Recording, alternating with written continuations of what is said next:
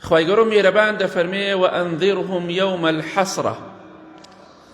ئەی پێغەمبەری خوا صلی الله عليه وسلم ئینزاری قەومەکەت بکە لە ڕۆژی پەشیمانی، لە ڕۆژی خەم و خەفەت و پەژارە و پەشیمانی. ئایا چی پەشیمانی و خەم و خەفەت و پەژارەیەک لەوە گەورەترە کە ئینسان لەم دنیایەدا نەتوانێ ڕەزامەندی خوا بەهەشتی خوا بەدەست بهێنێت؟ بێگومان بەدەست نەهێنانی بەهەشت و ڕەزامەندی خوا خەم و پەژارەیەکی زۆر گەورەیە بۆ کەسانەی کە لە دەستیان داوە.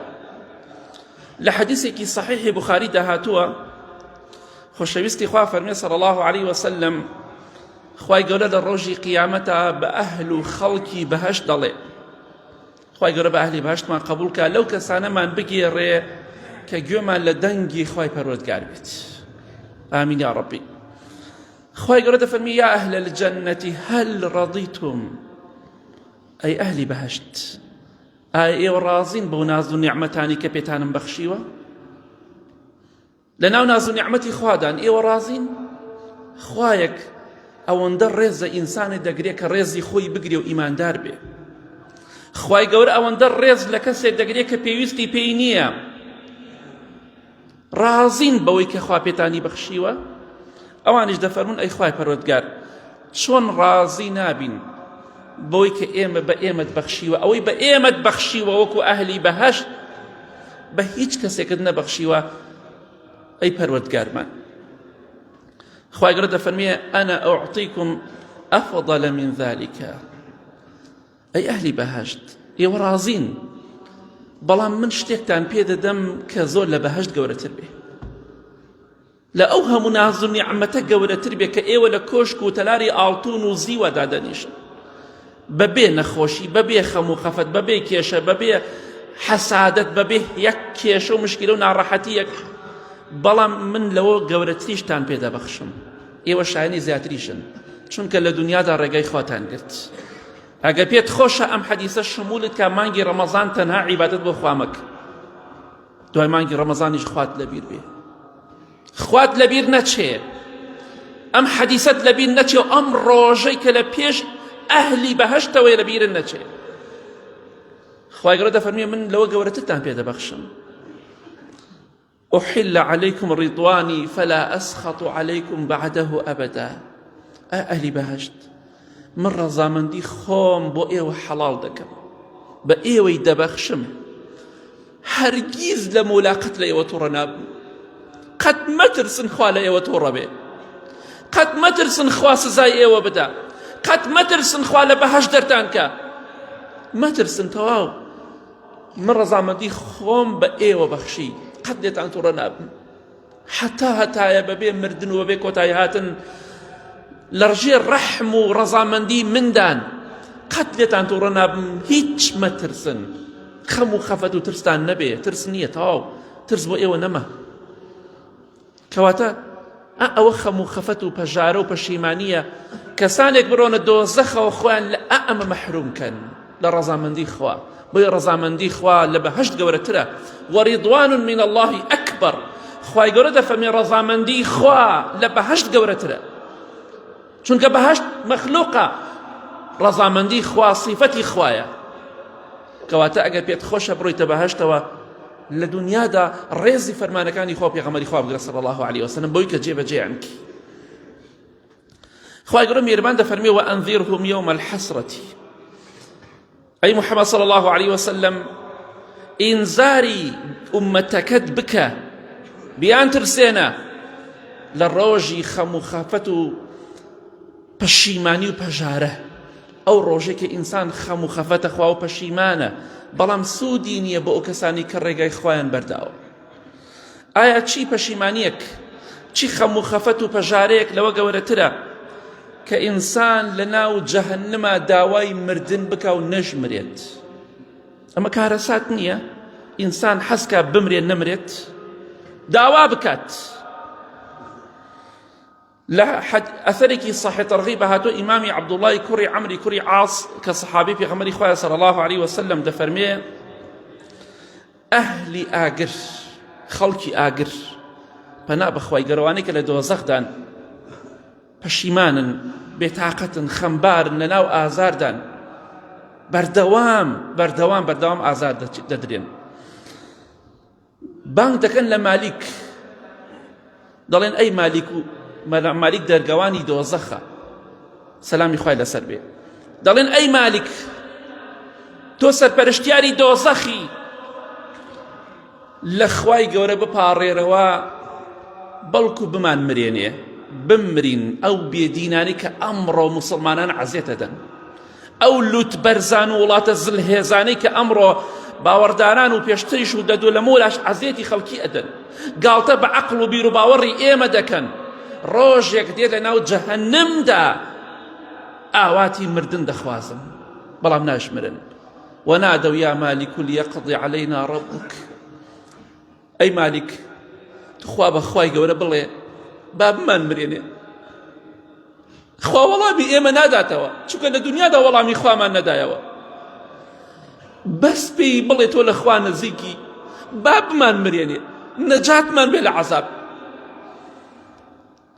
بەڵام دەفەرمێ ئیمامی عەبدوڵڵای کوڕی عەمری کوڕی عاس 40 ساڵ مالیک جوابیان ناداتەوە 40 ساڵ هاوار دەکەن و دەناڵێنن با بمرین وەڵامیان ناداتەوە ئەمجا دەفەرمێ قال ئینەکم ماکیثون ئێوە هەتا لە جەهەنەمدا دەمێنن چونکە ئێوە کافر و بێدینن ئەمە پەشیمانی نییە ئەمە گەورەترین خەم و خەفەت و پەژارە نییە کە ئینسان لە دوای مردنی لە دۆزەخە ئاوات بخوازیە بمرێت کەیتر ئەو پەڕی ناڕەحەتی ئینسان داوای مردن بکات بەڵام ناشمرێت کەواتە خۆ تووشی ئەو پەشیمانیە مەکە تەنها مانگی ڕەمەزان عیبادەت بۆ خوا مەکە دوای مانگی ڕەمەزانی ژوەرە بۆ مزگەوت قورئان بخوێنە زیکری خوا بکە نوێژ بکە عیبادەت بکە بۆی شەرمەزار نەبی لەگەڵم دوژمنانی خوادا بۆی لە ناو دۆزەخە داوای مردن نەکەی لە بەهەشتی خوادا بیت وأنذرهم يوم الحسرة خواهي قرأت فمي أي بخوش ويستيقوا صلى الله عليه وسلم إنذاري قومك وأمتكي خود بك للروجي بشيماني روجي خمو خفتو بشيماني وبهجارك سودي شيني بمروف آية چي بشيمانيك لو قورترا كإنسان داوا بكات لخواي قورت تنها يك روجيك عذاب ما نسر هالقريب خواهی گەورە دەفەرمێ ئەو کەسانەی کە لە ناو دۆزەخدان ئەوانەی کە حسابیان بە فەرمانی خوا و پێغەمبەری خوا نەکرد صلی الله عليه وسلم بە حساب شەیتان وتی ئێوە دڵتان پاکە و تەواو نوێژیان نەکرد و ڕێگای خوایان نەگرت زینایان کرد و بەدڕەوشتیان کرد و زڵمیان کرد و خەڵکیان کوشت لەو ڕۆژەدا هەموویان دەڵێن بە دەرگەوانی دۆزەخ بە مالیک دەڵێن ئودعوا ربکم یخفف عنا یوما من العذاب ئەی مالیک تو خوا لە خوا بپاڕێرەوە تەنها یەک ڕۆژی عەزابمان لەسەر هەڵگرن یەک ڕۆژ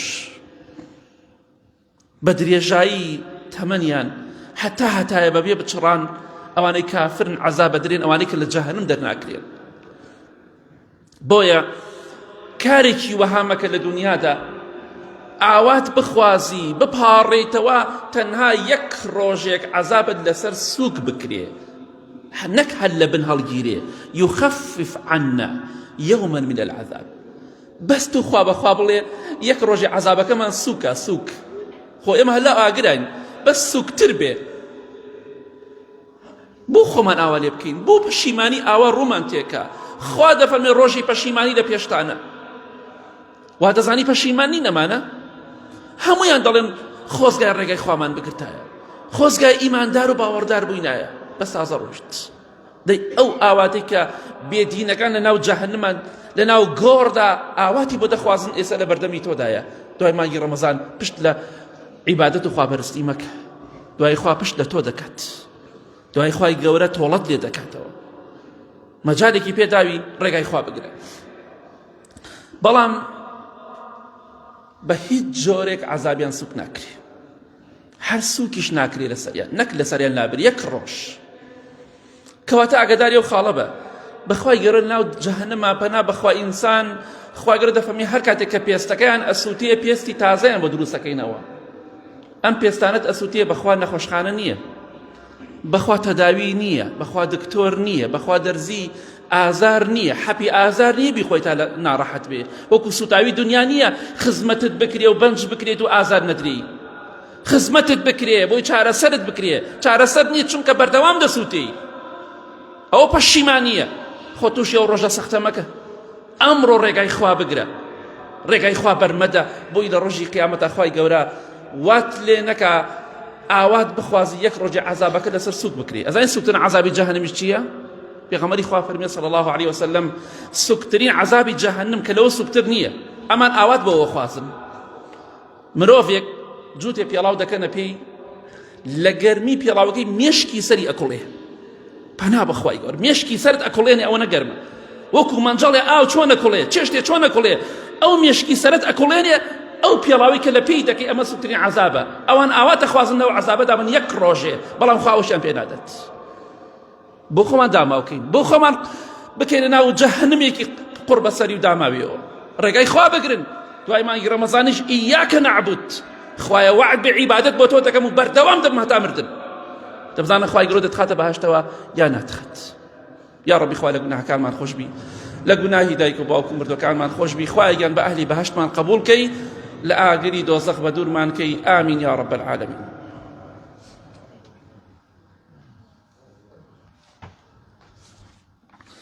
الحمد لله والصلاة والسلام على رسول الله وعلى آله وصحبه ومن والاه. خواهي قرد فمي وأنذرهم يوم الحسرة. أي خوش بيستيخوا صلى الله عليه وسلم قال لكت أمتكت قومكت بترسينا ئاگاداریان بکەرەوە لە ڕۆژی خەم و خەفەت و پەژارە، لە ڕۆژی پەشیمانی کە خەم و خەفەت و پەژارە و پەشیمانی داد ئەگرێ ئەو کەسەی کە ڕێگای خوای نەگرتووە. ئایا چی پەشیمانی و خەم و خەفەتێک لەوە گەورەترە کە ئینسان ئاوات بخوازێ یەک ژەمێ خواردنی پێ بدرێ، خواردنی ئەهلی بەهەشت، ئەو خواردنەی کە ئەهلی عیبادەت و خواپەرستی دەیخۆن، داوا ئەکەن یەک ژەمێ خواردنیان پێ بدرێ، یاخود چۆن دەڵێ یەک گڵاسی ئاوی ساردی بەهەشتیان پێ بدرێ، بەڵام بەخوا پێیان نادرێ. بۆیە ڕۆژێکیان ئیمامی عەبدوڵای کوڕی عومەر ڕەزا و ڕەحمەتی خوای لێ بێ ئاوێکی ساردی خواردەوە. چی ڕۆژێکی ئەم ئاوێ ساردمان خواردەوە ئەومان بیر کەوتەوە، ئەم ئاەتەمان بیر کەوتەوە، دەستی کرد بە گریان، زۆر گریە، چونکە لە خوا ترسێ. ڕەزا و ڕەحمەتی خوای لێ بێ کوڕی ئیمامی عومەرە، لە خوا ترسێ. ئیمامی عەبدوڵای کوڕی عومەر ڕەزای خوای لێ بێ دەستی کرد بە گریان، زۆر گریە، گڵاسی ئاوی ساردی خواردەوە. وتیان بۆچی دەگریت؟ فەرمی بیری ئەوم کەوتەوە ئاواتی ئەهلی دۆزەخ گڵاسی ئاو و قومی ئاوە، بەڵام پێیان نادرێ. دەڵێن ئەی ئەهلی بەهەشت، تۆزێ لەو ئاوەی خۆتانمان بەنێ بیکەن بە سەرمانە سووتاین برژاین، خواردنمان بەنێ. خوای گەورە دەفەرمێ خوا لەسەر کافر حرامی کردووە خواردن و خواردنەوەی بەهەشتیان پێ بدرێ. کەواتە بۆ وا خۆت وا لێ دەکەی ئاواتی گڵاسێک ئاوی سارد بخوازی پێت نەدرێ ئیلا ئاوێک وت پێ بدرێ لە کوڵ چوو بێتەوە. بۆیە بیری ئەهلی دۆزەخم کردەوە، بیرم کردەوە ئیمامی عەبدوڵای کوڕی عومەر دەفەرمێ ڕەزای خوای لێ بێ ئەوانی حەزیان لە هیچ نییە ئیلا قومی ئاوی سارد و گڵاسی ئاوی سارد نەبێ، ژەمێ خواردن حەزیان لێتی، بەڵام بەخوا پێیان نادرێ. بۆیە ئەوان تینوو دەکرێن، ویردن. لە قورئانە فەرمێ ویردن واتە بە جۆرێکن بەردەوام تینویانە، خوای گەورە تینویان دەکات بۆی ئاو بخۆن، ئەچن ئاوێکە خۆن، ئەمجا خوای گەورە دەفەرمێ ڕیخۆڵەکانیان پارچە پارچە دەکات. فقطعت ئەمعاءهم، ڕیخۆڵەکانیان پارچە پارچە دەکات، چونکە کاتی ئەو ئاوە گەرمە دەخۆنەوە. ئەوە پەشیمانیە، ڕێگای خوا نەگری، ئەوە مەسیر و سەرنجامی من و تۆیە. ئاواتە خوازی قومی ئاو گڵاسی ئاوت پێ بدرێ ئاوی سارد، بەڵام پێت نادرێ، خوا لەسەر ئەهلی دۆزەخ حرامی کردووە. خۆ تووشی پەشیمانی مەکە، کەواتە ڕێگای خوا بگرە، بە ئیزنی خوا خوای گەورە بەختەوەرت دەکات. اللهم اغفر للمؤمنين والمؤمنات والمسلمين والمسلمات الأحياء منهم والأموات من أهل السنة والجمعة والجماعات. يا ربي خوايا شفای نەخۆشەکانمان بدەی، بە تایبەتی ئەوانەی داوای دوعای خەیریان کردووە. یا ربی خوایا هێمنی و ئارامی وڵاتمان بپارێزی. یا ربی خوایا ئەوانەی نەخۆشن شیفایان بدەی، ئەوانەی لە ماڵەوە کەوتن لە نەخۆشخانەکان کەوتون خوایا شیفایان بدەی. خوایا گیان وڵاتمان لەم شەڕ و ئاژا و بەڵای بپارێزی. خوایا گیان لوتی ئەم زاڵمانە بشکێنی کە زوڵم لە هەموو میلەت و گەلەکان دەکەن یا رب العالمین. خوایا گیان آخرمان بەخێر بگێڕی، نوێژ و ڕۆژ و عیبادەتمان لێ قبولکەی. خوایا گیان آخرمان بەخێر بگێڕی، بە ئالی بەهشتمان قبولکەی، لە ئاگری دۆزەخ بە دوورمان کەی. ئامین ئامین ئامین. وصلى الله على محمد وآله وصحبه أجمعين. براکانم خەڵ زۆر پرسیارەکە دەربارەی زەکات.